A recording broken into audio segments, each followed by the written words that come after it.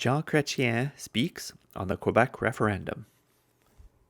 For the first time in my mandate as Prime Minister, I have asked to speak directly to Canadians tonight.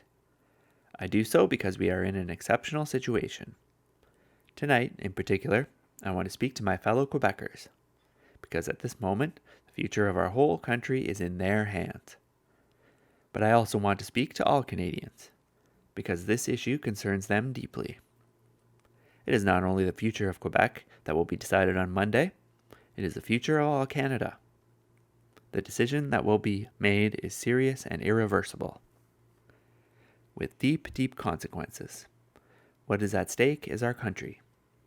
What is at stake is our heritage. To break up Canada or to build Canada. To remain Canadian or no longer be Canadian.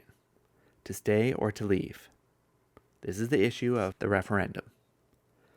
When my fellow Quebecers make their choice on Monday, they have the responsibility and the duty to understand the implications of that choice. The fact is that hidden behind a murky question is a very clear option. It is the separation of Quebec. A Quebec that would no longer be part of Canada. Where Quebecers would no longer enjoy the rights and privileges associated with Canadian citizenship. Where Quebecers would no longer share a Canadian passport or a Canadian dollar, no matter what the advocates of separatism may claim. Where Quebecers would be made foreigners in their own country. I know that many Quebecers, in all good faith, are thinking of voting yes in order to bring change to Canada. I am telling them that if they wish to remain Canadian, they are taking a very dangerous gamble. Anyone who really wants to remain a Canadian should think twice before taking such a dangerous risk. Listen to the leaders of the separatist side.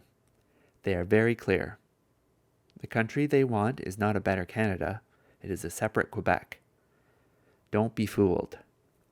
There are also those Quebecers who are thinking of voting yes to give Quebec a better bargaining position to negotiate an economic and political partnership with the rest of Canada. Again, don't be fooled. A yes vote means the destruction of the political and economic union we already enjoy, nothing more. Through the campaign, I have listened to my fellow Quebecers and heard them say how deeply attached they are to Canada. I have listened, and I understand that they have been hurt and disappointed in the past. I have also heard the voices for change that are echoing throughout Quebec and across Canada. Our country is changing, and we all know it. I ask you to remember all that this government has done over the last 2 years to help create change, positive change. The end of Canada would be nothing less than the end of a dream, the end of a country that has made us the envy of the world. Canada is not just any country, it is unique. It is the best country in the world. Perhaps it is something we have come to take for granted. But should we never let that happen? Once more, today it's up to each of us to restate our love for Canada, to say we don't want to lose it. What we have built together in Canada is something very great and very noble. A country whose values of tolerance, understanding, generosity have made us what we are. A society where our number one priority is the respect and dignity of all our citizens. Other countries invest in weapons. We invest in the well-being of our citizens. Other countries tolerate poverty and despair. We work hard to ensure a basic level of decency for everyone. Other countries resort to violence to settle differences. We work out our problems through compromise and mutual respect. That is what we have accomplished. And I say to my fellow Quebecers, don't let anyone diminish or take away what we have accomplished. Don't let anyone tell you that you cannot be a proud Quebecer and a proud Canadian. It is true Canada is not perfect, but I cannot think of a single place in the world that comes closer. Not a single place where people lead better lives, where they live in greater peace and security. Why does Canada work? Because our country has always been able to adapt and change to meet the hopes and aspirations of our citizens. We've done so in the past. We're doing so today, and we will continue to do so in the future.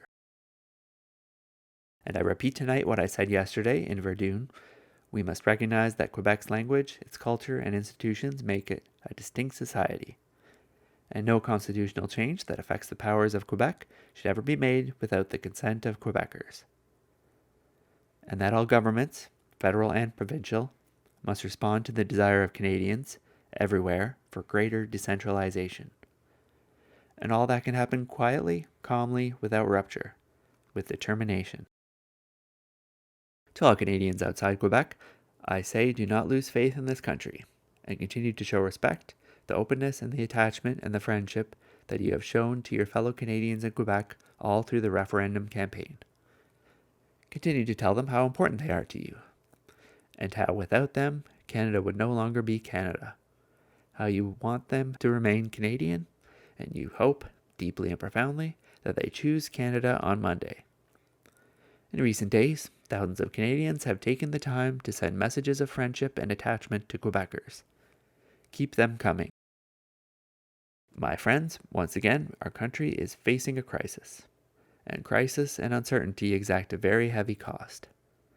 We all pay a high price for political instability.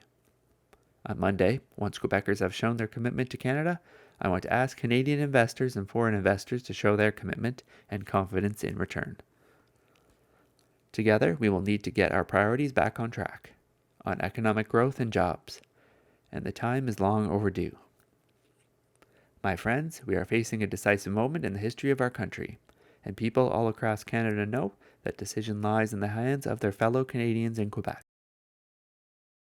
As a proud Quebecer and a proud Canadian, I am convinced that a strong Quebec in a united Canada remains the best solution for us all. I ask those Quebecers who have not yet made their decision to ask themselves these questions when they vote on Monday. Do you really think that you and your family would have a better quality of life and a brighter future in a separate Quebec? Do you really think that the French language and culture in North America would be better protected in a separate Quebec? Do you really think you and your family will enjoy greater security in a separate Quebec? Do you really want to turn your back on Canada? Does Canada deserve that? Are you ready to tell the world, the whole world, that people of different languages, different cultures, and different backgrounds cannot live together in harmony? Do you really think that ties of friendship and understanding, ties of mutual trust and respect can be broken without harm or rancor?